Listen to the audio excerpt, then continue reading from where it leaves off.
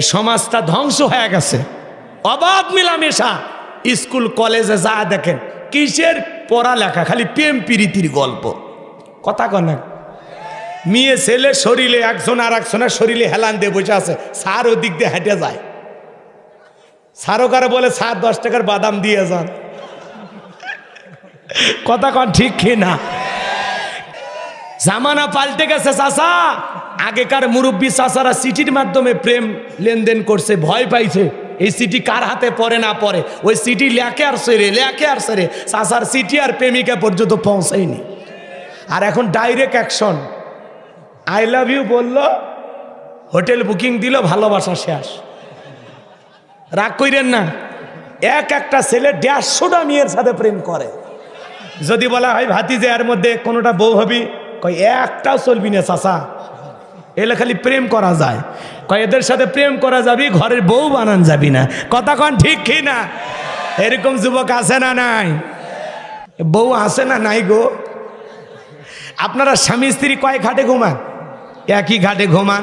আপনারা স্বামী স্ত্রী একই খাটে ঘুমান নাকি আলাদা? তা কয় না। বউ আছে না নাই গো? আপনারা স্বামী স্ত্রী কয় ঘাটে ঘুমান? একই ঘাটে ঘুমান। আপনার বউ আপনাকে বাদ দেওয়ার স্বপ্নে আর একটা ছেলের সাথে বগুড়া পার্কে যা ঘোরাঘুরি করতেছে, আপনি যদি টের পাইতেন আপনার বউ আপনাকে বাদ দিয়া আর একটা ছেলেকে নিয়ে পার্কে ঘুরে, আপনি কি করতেন? বাটা ভাটা। বউ বলে সেই পিটন পিটবে, সাপ পিটন দেবে না। আচ্ছা হয়েছে, আর মারিয়ে না। এলে কথা দিয়ে মারতেছেন। আপনারা যে বউ কেমন মারেন আমি জানি। এখন কি বউক মারার দিন আছে? কথা কয় না কে?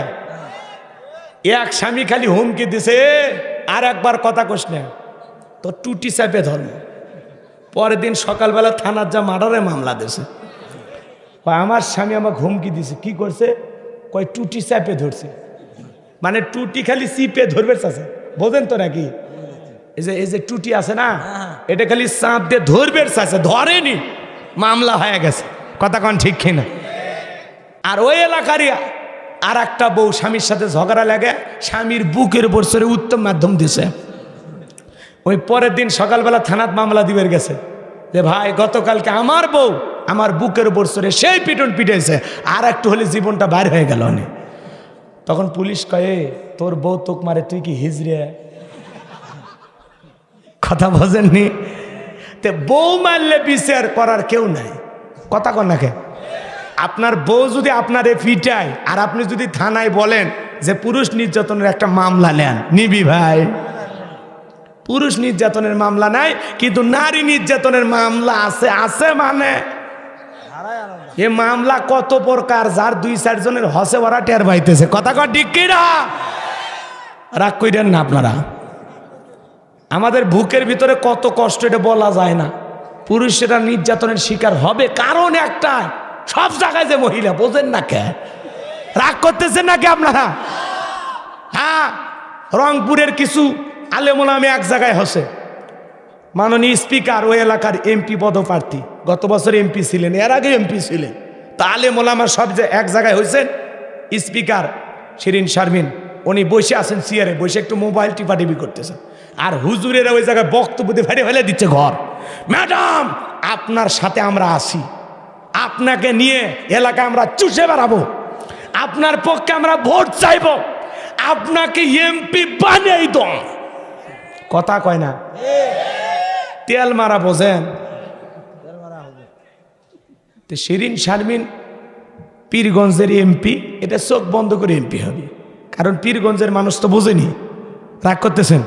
ওটা আমাদের ভাবির এলাকা, আমি রংপুর গাইবান্ধার মানুষ। কথা কয় না কে? হ্যাঁ, এটা ভাবির এলাকা। রাগ করতেছেন নাকি? তো স্পিকারের পক্ষে যা বলতেছে, আপনার সাথে আমরা আসি, আপনি যেভাবে মাদ্রাসা মসজিদের উন্নয়ন করছেন, আলেমদের প্রতি আপনার যে সুনজর, আপনার সাথে আমরা আসি, আপনাকে নিয়ে এলাকা চুষে বেড়াবো, আপনার পক্ষে ভোট চাইব। কথা কয় না কে? আচ্ছা ভোট চান, উনি কি বলছে যে হুজুরের এগুলো বলেন? বলে না। এই জন্য এত তেল মাইরেন না। আপনি কার পক্ষে কাজ করবেন করেন, কোনো সমস্যা নাই। কথাকে বোঝা গেল? করতেই পারে, মানুষের ব্যক্তিগত রুচি। কথা কয় ঠিক কিনা? একটা স্পিকার ভালো মানুষ হলে অবশ্যই তার পক্ষে আমরা স্লোগান দেব, কথা কোন ঠিক কিনা? তারা হায়াত কামনা করবো। আমাদের ডেপুটি স্পিকার ছিলেন ফজলে রাব্বি, মারা গেছেন, আমরা দোয়া করি। এ সমাজের যত ভালো মানুষ সকলের জন্য আমাদের দোয়া ভালোবাসা আছে না নাই? বা জানুক আমি এত লম্বা করব না, সংক্ষিপ্ত কথা বলে দিয়ে যায় যে কথা বলতে চাচ্ছিলাম। আপনি স্বপ্নে কি দেখেন আপনার বউ জানে না। আপনি স্বপ্নে আপনার বউকে বাদ দিয়া আর একটা মেয়েকে নিয়া সাত মাথায় যায়া চটপটির দোকানদার বলতেছেন, ভাই ফুচকা হবে ঝাল একটু বেশি, কথা কয় না কে?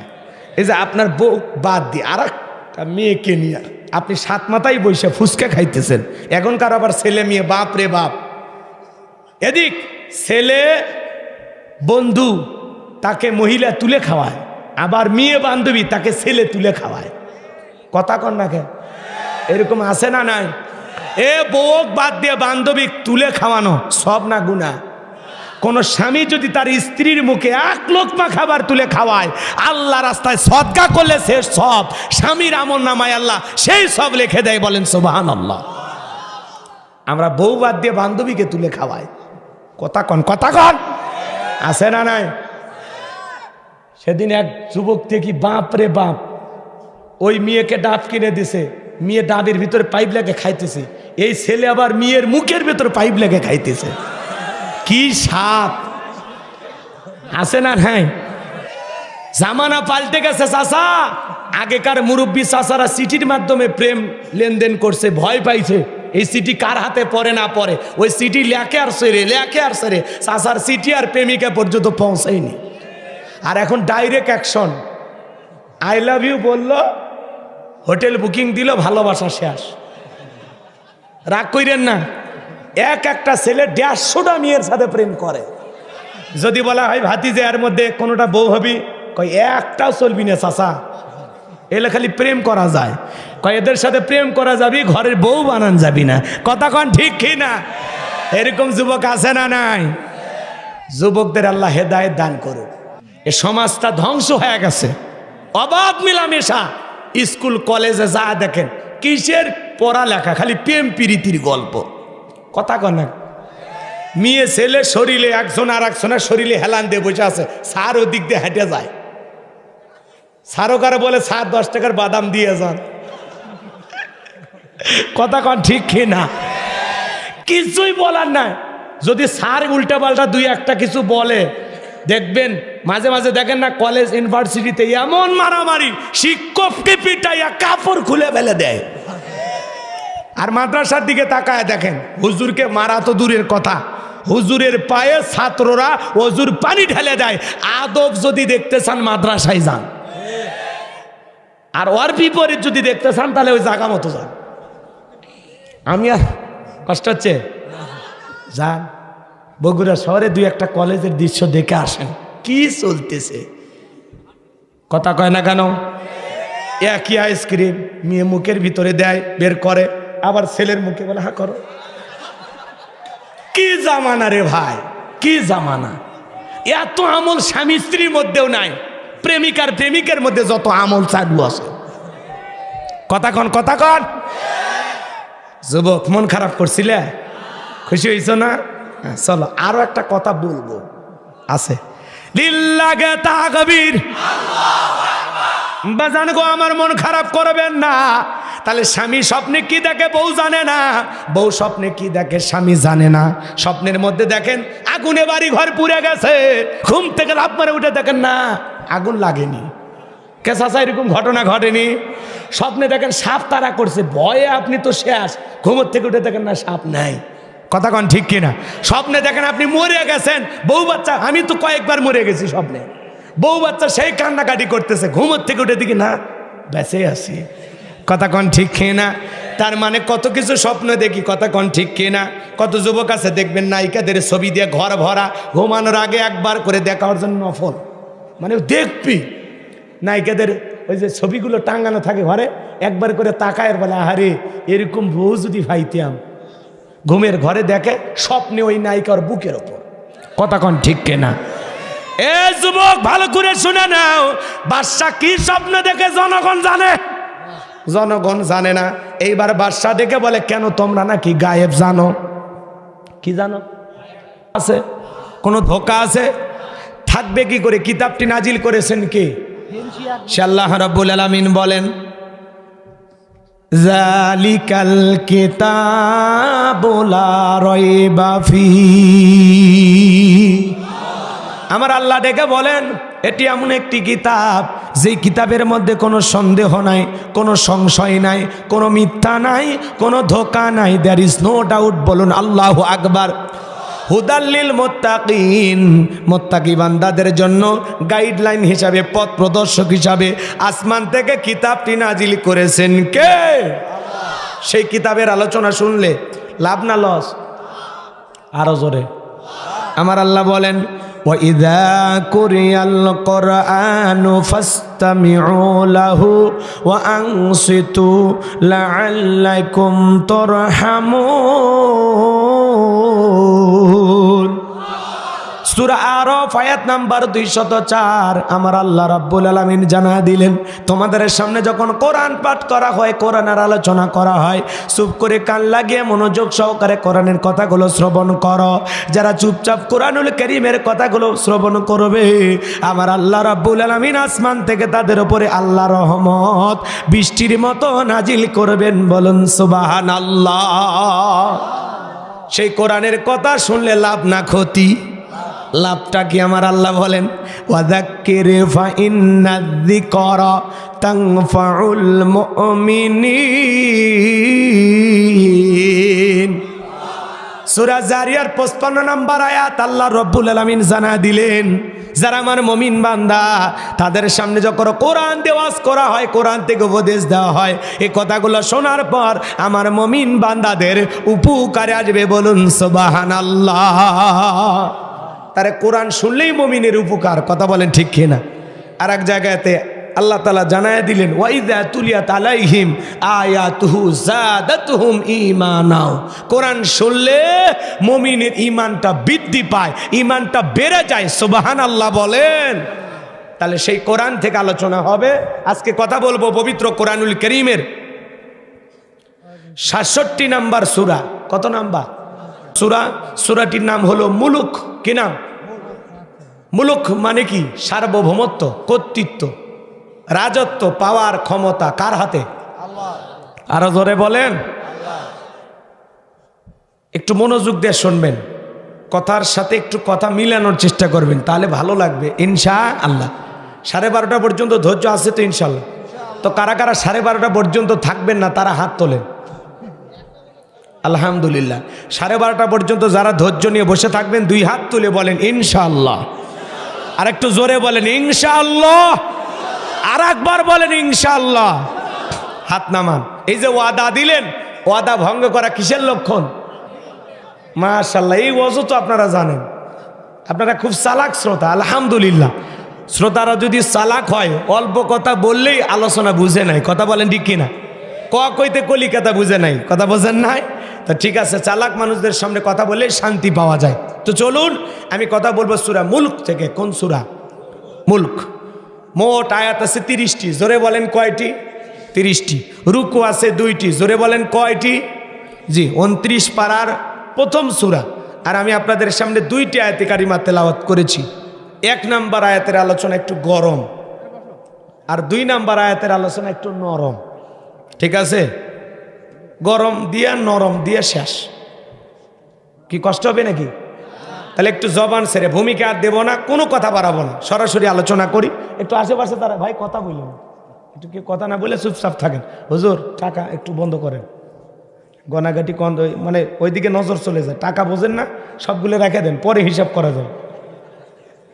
হ্যাঁ, টাকা যারা দেয় খালি নিতে থাকেন। এখন আপাতত হিসাব করা বন্ধ, গনাগনি হয়ে যায়। আপনি 10 ফিস ফিস করে আওয়াজ হলে চলে আসে। হ্যাঁ, এখন গনাগাটি বন্ধ নাকি? হিসাব নিকেশ বন্ধ রাখেন, খালি নিয়ান, নিতে আপত্তি নাই। আপনারাও লিখে দেন, টেনশন নাই। সবার জন্য মুনাজাতে একেবারে পাইকারি দরে দোয়া করা হবে। আপনারা খালি দিতে থাকেন, আমরা নেব ইনশাল্লাহ। আল্লাহ কবুল করেন। জোরে বলেন আমিন। তাহলে কোনো কথা নাই, সরাসরি আমার সে একটু সবাই তিলাওয়াত করুন। আউযু বিল্লাহি মিনাশ শাইতানির রাজিম। বিসমিল্লাহির রহমানির রহিম। বিতাড়িত মোরদাস শয়তানের কাছ থেকে আল্লাহ পাকের কাছে আশ্রয় প্রার্থনা চাচ্ছি। পরম করুণাময় অসীম দয়ালু আল্লাহ তাআলার নামে শুরু করছি। তাবারাকাল্লাযী বিয়াদিহিল মুলকু ওয়া হুয়া আলা কুল্লি শাইইন কাদির।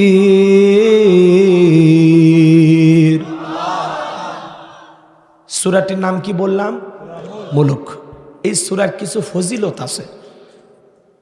যদি আল্লাহর কোনো বান্দা নিয়মিত এই সূরাটা তেলাওয়াত করে, নিয়মিত পাঠ করে, আল্লাহ রাব্বুল আলামিন তার কবরের স্থলজপটাকে সহজ করে দেবেন। কোরআনুল কারীমের সূরা মুলক এমন একটি সূরা, আল্লাহর যে বান্দা এই সূরাটি নিয়মিত তেলাওয়াত করবে, কঠিন কিয়ামতের ময়দানে এই সূরাটি ওই তেলাওয়াতকারী ব্যক্তির পক্ষে আল্লাহর কাছে সুপারিশ করবেন। একটু জোরে বলেন সুবহানাল্লাহ। এই সূরা সেই সূরা যে সূরা কিয়ামতের ময়দানে আপনার পক্ষ নিয়ে আল্লাহর সাথে ঝগড়া করবেন। সুবহানাল্লাহ বলেন। যে আল্লাহ তোমার বান্দারে ঘুমাইতে দেই নাই, কত রাত জেগে আমাকে তেলাওয়াত করেছিল, আপনার পক্ষে সুপারিশ করবে। কোরআন যদি কারো পক্ষে সুপারিশ করে, কি বলেন তকদির ভালো না খারাপ? সেরকম কপাল কি আপনারা তৈরি করতে চান? তাহলে কি কোরআন পড়ে না কোরআন ছেড়ে দিয়ে? তাহলে কোরআন তিলাওয়াত করার দরকার আছে না নাই? আমার এই কথা শোনার পর অনেক ভাইয়েরা আমাকে ফোন দিয়ে বলেছেন, হুজুর আগে কোরআন পড়তাম না, আপনার কথা শুনে এত ভালো লেগেছিল যে আমি সূরা মুলক তিলাওয়াত করতে করতে এখন মুখস্থ করে ফেলেছি। সুবহানাল্লাহ বল। তো মানুষ চাইলেই সম্ভব, কথা বলেন ঠিক কি না? তো আল্লাহ পাক আমাদের সবাইকে পরিবর্তন হবার তৌফিক দান করুন। জোরে বলুন আমিন। আমরা কি কোরআন পড়তে রাজি আছি তো ইনশাআল্লাহ? আর রাজি আছি তো ইনশাআল্লাহ? এ কোরআন কার পাঠানো কিতাব? জোরে বলেন। এটা আল্লাহর পাঠানো কিতাব।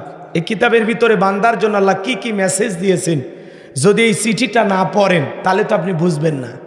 এই চিঠি পড়লে, এই কোরআন তিলাওয়াত করলে মালিকের সাথে আপনার সম্পর্কটা সুন্দর হবে। কথা বলেন ঠিক কিনা? কিন্তু এই কিতাবটা যদি না পড়েন, না ধারণ করেন, তাহলে মালিকের সাথে সম্পর্কটা সুন্দর হবে না।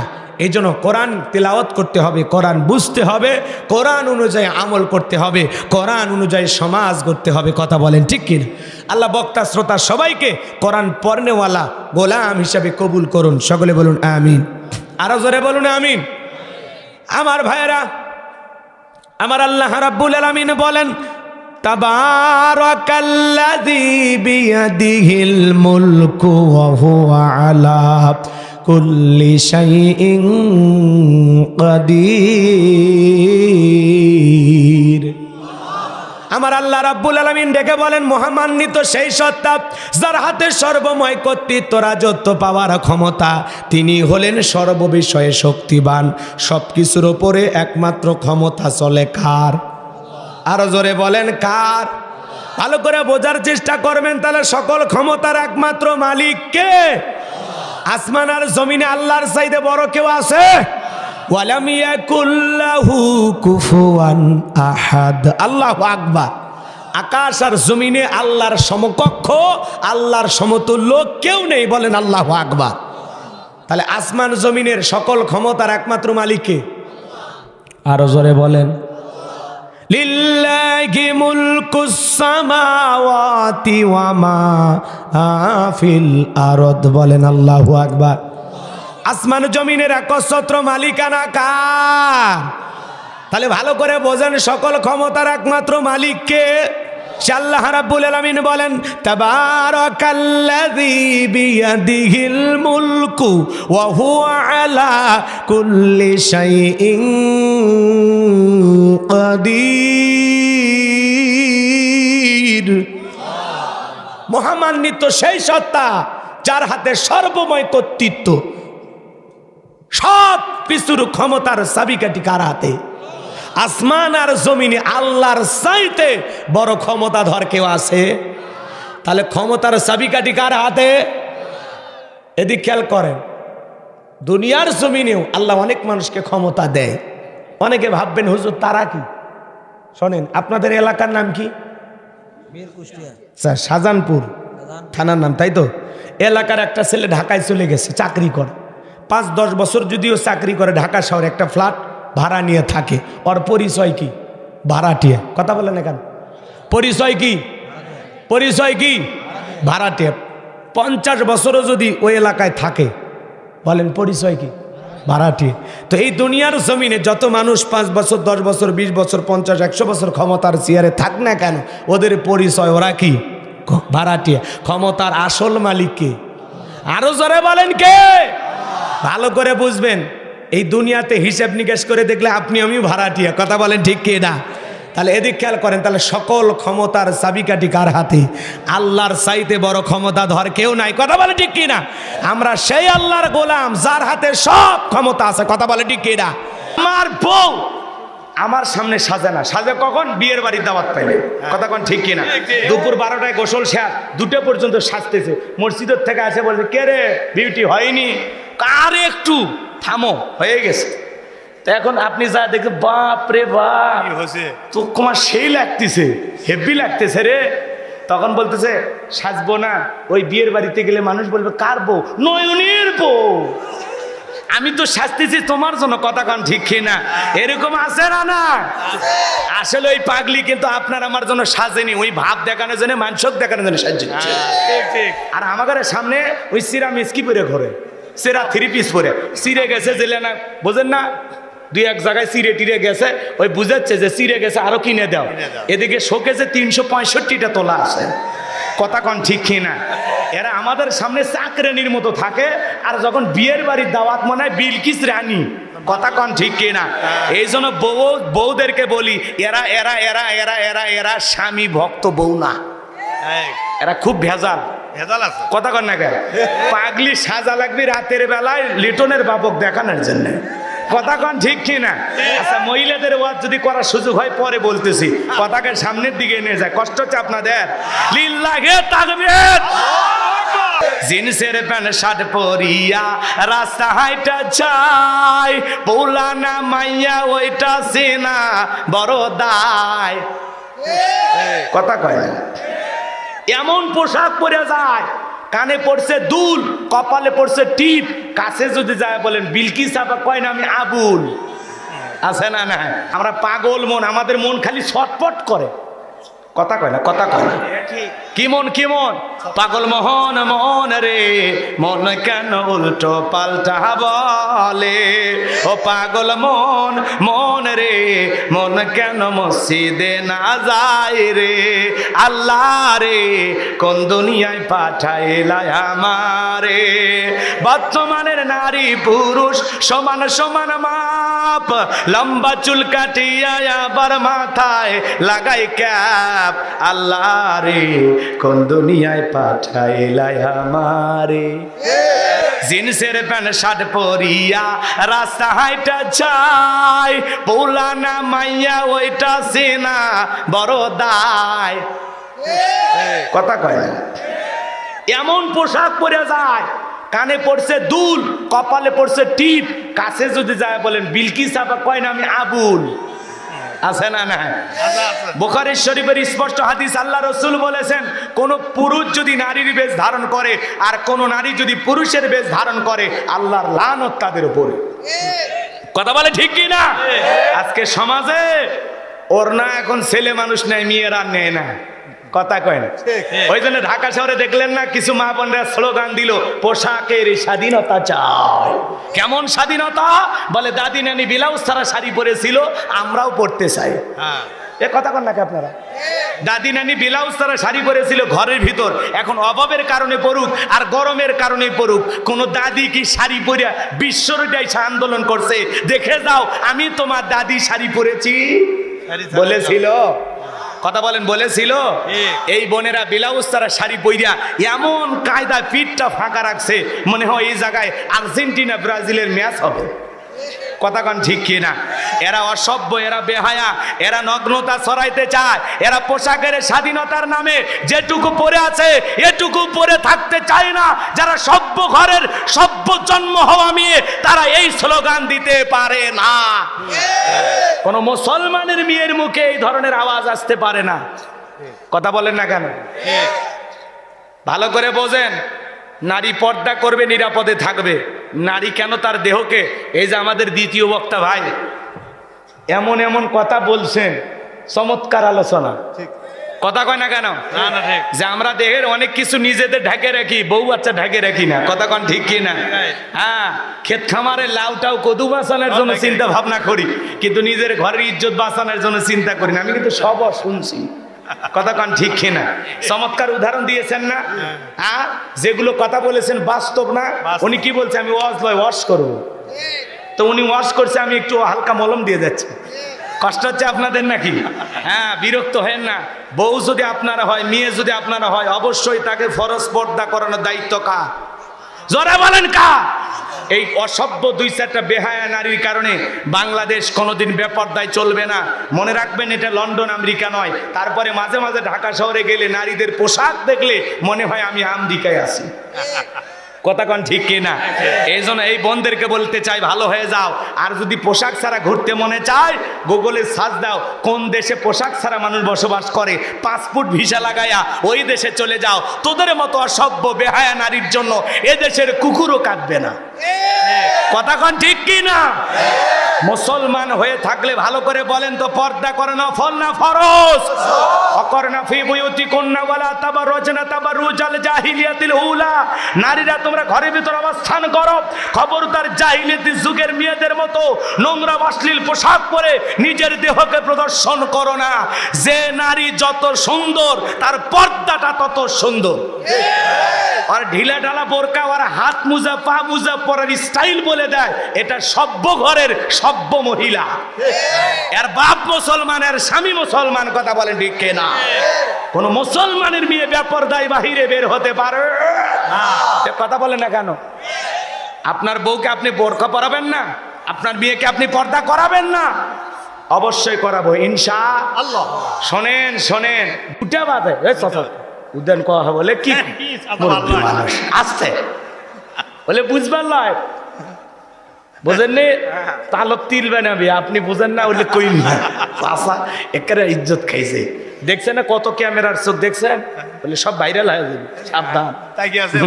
এদিক খেয়াল করেন, কষ্ট হচ্ছে আপনাদের? যা কথা মুরব্বী মানুষ হলে কেটে বাদ দিও। এদিক খেয়াল করেন, কষ্ট হচ্ছে আপনাদের? কি বলছিলাম? শোনেন, আপনার মেয়েকে পর্দা করানোর দায়িত্ব আপনার। কথা বলে না কেন? আপনার স্ত্রীকে পর্দা করানোর দায়িত্ব আপনার। কথা বলে ঠিক কি না? আমার বউ আমার সামনে সাজে না, সাজে কখন? বিয়ের বাড়ির দাওয়াত পাইলে। কথা কোন ঠিক কিনা?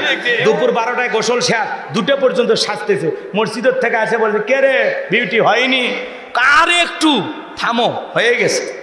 তো এখন আপনি যা দেখে, বাপ রে বাপ, তো তোমার সেই লাগতেছে, হেভি লাগতেছে রে। তখন বলতেছে সাজবো না, ওই বিয়ের বাড়িতে গেলে মানুষ বলবে কার বউ? নয়নের বউ। আমি তো সাজতেছি তোমার জন্য। কথা কান ঠিক না? এরকম আছে না? না আসলে ওই পাগলি কিন্তু আপনার আমার জন্য সাজেনি, ওই ভাব দেখানোর জন্য, মানসক দেখানোর জন্য সাজছে। আর আমাদের সামনে ওই সিরা মিসকি পরে ঘরে, সিরা 3 পিস পরে সিরে গেছে, জেলে না, বোঝেন না? 2-1 জায়গায় সিরে টিরে গেছে, ওই বুঝাচ্ছে যে সিরে গেছে, আরো কিনে দাও। এদিকে শোকেছে 365টা তোলা আছে। কথা কন ঠিক না? এরা আমাদের সামনে চাকরানির মতো থাকে, আর যখন বিয়ের বাড়ির দাওয়াত মনে হয় বিলকিস রানী। কথা কন ঠিক না? এই জন্য বউদেরকে বলি, এরা এরা এরা এরা এরা এরা স্বামী ভক্ত বউ না, এরা খুব ভেজাল। কথা কন না কেন? পাগলি সাজা লাগবে রাতের বেলায় লিটনের বাবক দেখানোর জন্য। কথা কন ঠিক কি না? আচ্ছা, মহিলাদের ওয়াজ যদি করার সুযোগ হয় পরে বলতেছি, কথাকে সামনের দিকে নিয়ে যায়। কষ্ট হচ্ছে আপনাদের? লিল্লাহে তাকবীর। তাহলে নারীদের পর্দা ফরজ না নফল? এই অর্ডার কার? এ বগুড়া থেকে একটু ভাষা এদিক সেদিক করতেছি, আপনারা আবার রাগ কইরেন না।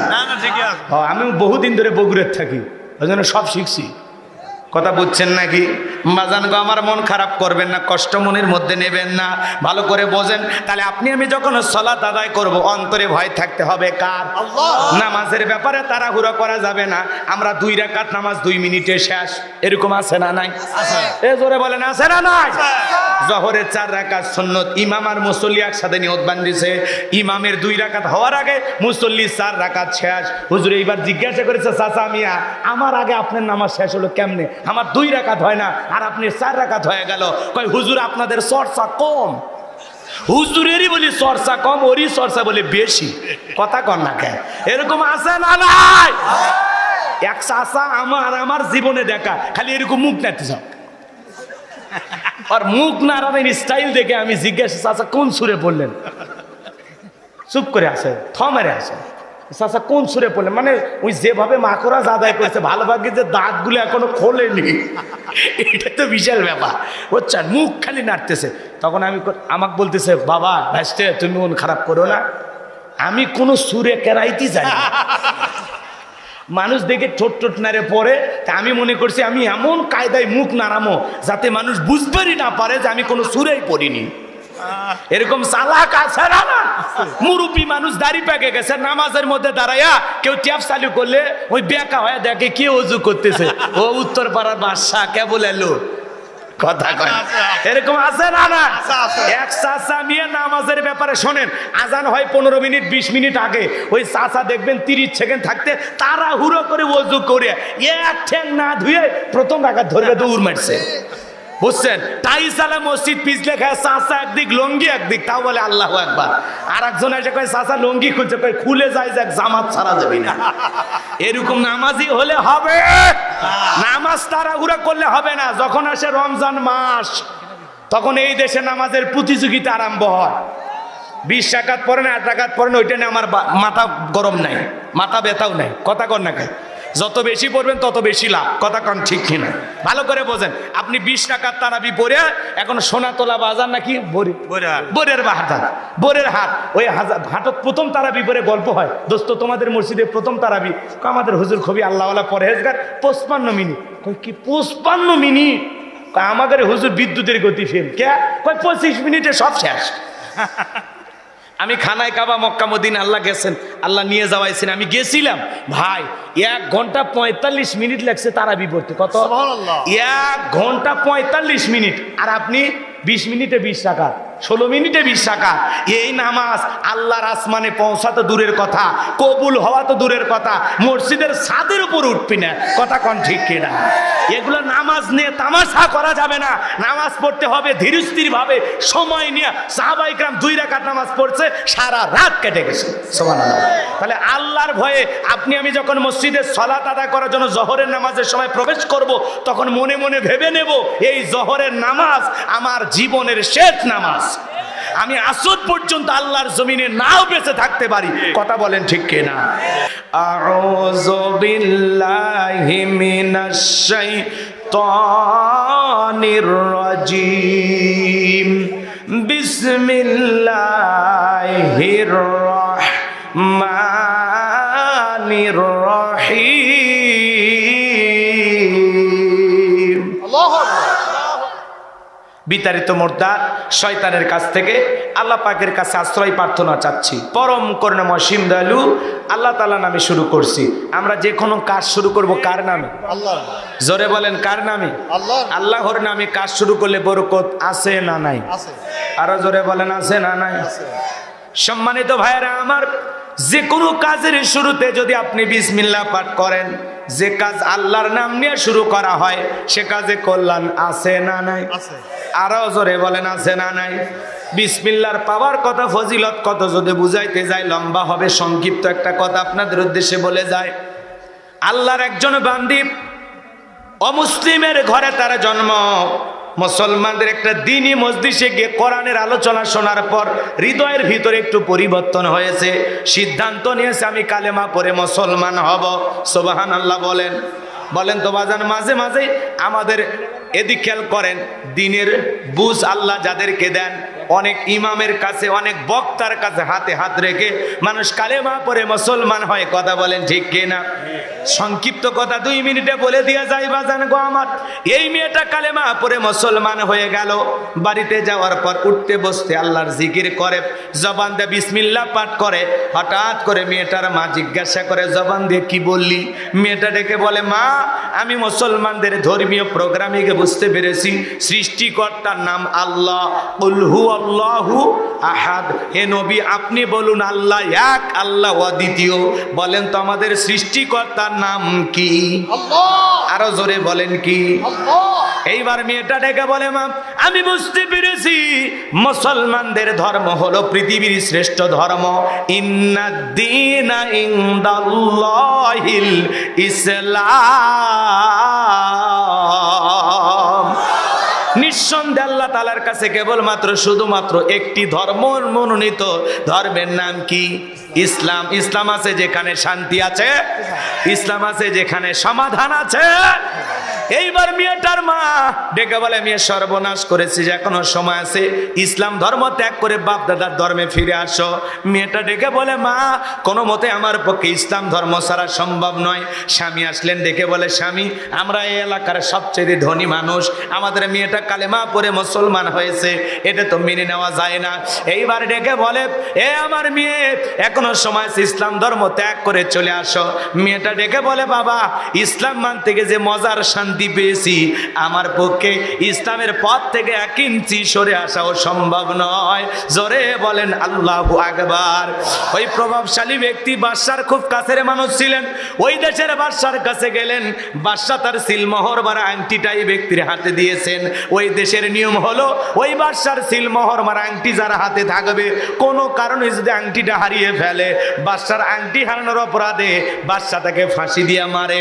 এইবার লোকটা ডেকে বলে, বাদশা আমি ব্যস্ত মানুষ, যদি আংটিটা হারিয়ে ফেলে দেই আপনি তো আমাকে ফাঁসি দিয়ে মারবেন, অতএব আপনার আংটি হেফাজতের দায়িত্ব আমি পালন করতে পারবো না, তবে আমার মেয়েকে আমি এই দায়িত্ব দিতে পারবো যদি আপনি অনুমতি দেন।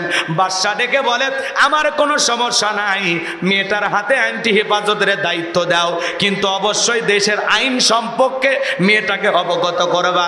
বাড়িতে যাওয়ার পর মেয়েটার হাতের মধ্যে আংটি দিয়ে ডেকে বলে, মা এইটা বাদশার সিলমোহর মারা আংটি, খবরদার তুমি যেন হারিয়ে না ফেলো। বাদশার আংটি হারানোর অপরাধে বাদশা কিন্তু ফাঁসি দিয়ে মারবে, আমি বাবা হয়েও তোমাকে বাঁচাতে পারবো না। মেয়েটা বিসমিল্লাহির রহমানির রহিম বইলা আংটিটা জামার পকেটের ভিতরে রেখে দিয়েছে। রাতের বেলায় বাবা কৌশলে মেয়ের ঘরের ভিতরে প্রবেশ করে আংটিটা জামার পকেট থেকে নিয়ে বাড়ির পাশে নদী ছিল, নদীর ভিতরে ছুঁড়ে ফেলে দিয়েছে। আর মনে মনে ভাবতেছে, মেয়েরে আগামী কালকে যখন বাদশার সিলমোহর মারা আংটিটা তোমার কাছে চাইবো, যখন ফেরত দিতে পারবা না, বাদশার আংটি হারানোর অপরাধে বাদশা তোমাকে ফাঁসি দিয়ে মারবে। তুমি মুসলমান হয়েছো এ কথা প্রকাশও পেল না, আমার উঁচু মাথা নিচু হলো না, বংশের মুখে চুনকালি পড়লো না, তোমার কারণে আমার সম্মান নষ্ট হলো না।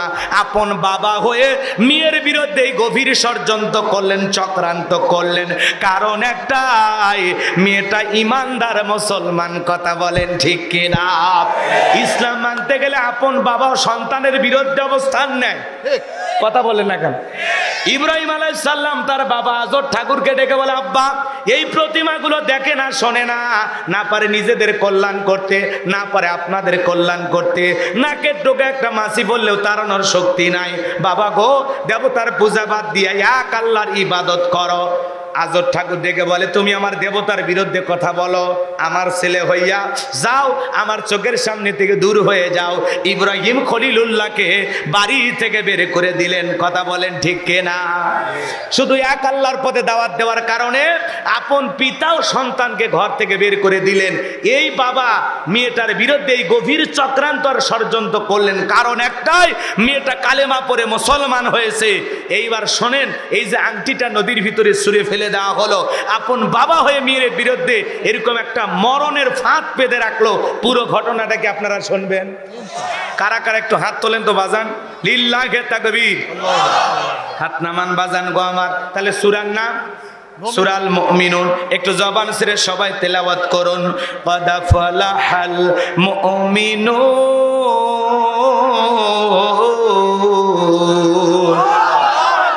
একটু সংক্ষিপ্ত কথা বলে দেওয়া যায়, যে কোনো সূরা বা আয়াতের তাফসীর করতে হলে কোন প্রেক্ষাপটে নবীজির উপরে এই সূরাটি বা আয়াতটি নাজিল হয়েছে, সে নাজিলের প্রেক্ষাপট আছে না নাই? নাজিলের শানে নজুল জানার দরকার আছে না নাই? যদি শানে নজুল আলোচনা না করা হয় তাহলে তাফসীর বুঝতে সহজ হয় না কঠিন হয়?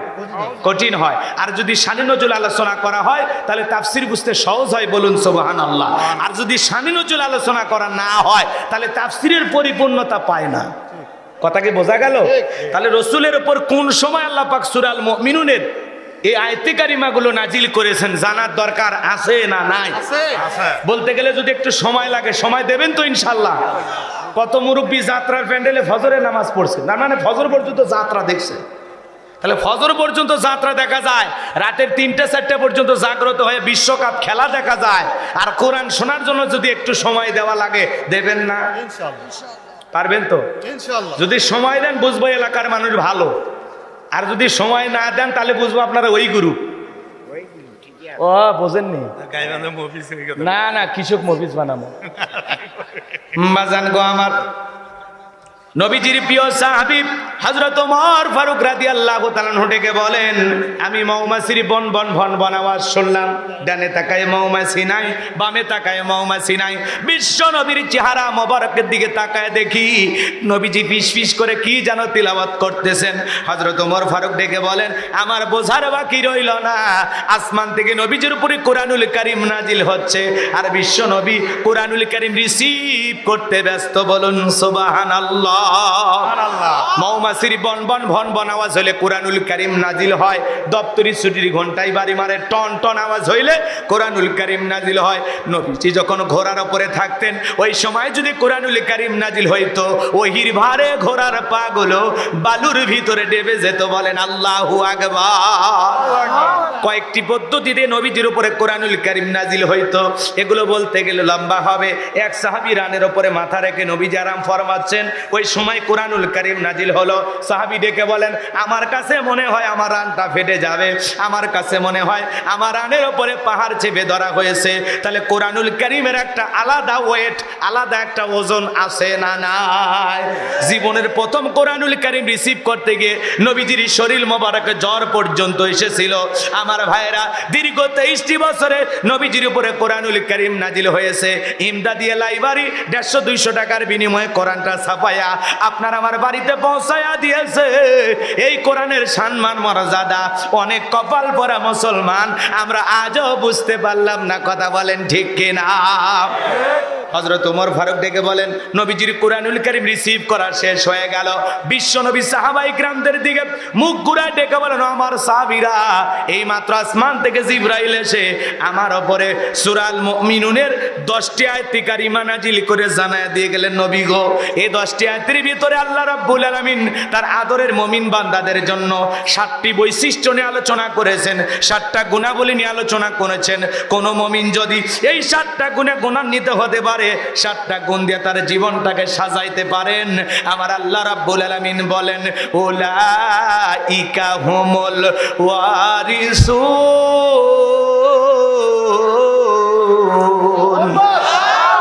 আল্লাযীনা ইয়ারিসুনাল ফিরদাউস হুম ফিহা খালিদুন। আমার আল্লাহ বলেন, তারা উত্তরাধিকারী হবে জান্নাতুল ফেরদাউসের, সেখানে তারা চিরকাল বসবাস করবে। আল্লাহ কোনোদিন জান্নাত থেকে বের করে দেবেন না। জোরে বলুন সুবহানাল্লাহ। আপনার আমার টার্গেট জান্নাত না জাহান্নাম? কারা কারা জান্নাতে যেতে চান দুই হাত তুলে আল্লাহকে দেখান। হাত তোলেন। সবাই জান্নাতে যেতে চান? জান্নাতে যেতে হলে 7টা গুণাবলী, জোরে বলেন কয়টি? আরো জোরে বলেন কয়টি? এই 7টা গুণাবলী অর্জন করতে পারলে, এই 7টা গুণ দিয়ে জীবনটা সাজাইতে পারলেই আপনি আমি জান্নাতুল ফেরদাউসের উত্তরাধিকারী হব। যদি জান্নাতে যাওয়ার বাসনা মনের ভিতরে থাকে তাহলে এই 7টা গুণ কি কি জানার দরকার আছে না নাই? হাত নামান বাজান। আপনার আমার সকলেরই টার্গেট জান্নাত। কেউ আমরা জাহান্নামে যেতে চাই না। কথা বলেন ঠিক কিনা? আমার আল্লাহ আপনাকে আমাকে কত ভালোবাসেন জানেন? আল্লাহ ভালোবেসে মুসলমানের ঘরে জন্ম দিয়া জান্নাতের রাস্তা একটু আগায়া দিয়েছে। সুবহানাল্লাহ বলবেন না? এরপরে বাজান গো আমার, পৃথিবীর শ্রেষ্ঠ ধর্ম ইসলাম ধর্মের মানুষ বানাইয়া জান্নাতের রাস্তা আল্লাহ আরেকটু আগায় দিয়েছে। সুবহানাল্লাহ। এরপরে পৃথিবীর শ্রেষ্ঠ পয়গাম্বার মুহাম্মদ রাসূলুল্লাহ সাল্লাল্লাহু আলাইহি সাল্লামের উম্মত বানাইয়া, আখিরি নবীর আখিরি উম্মত বানাইয়া জান্নাতের রাস্তা আল্লাহ আরেকটু আগায়া দিয়েছে। এরপরে পৃথিবীর শ্রেষ্ঠ কিতাব কোরআনুল কারীম দান করে আপনাকে আমাকে আল্লাহ পাক জান্নাতের রাস্তা আরেকটু আগায়া দিয়েছে। এখন একটু আমল করলেই জান্নাত। সুবহানাল্লাহ বলেন।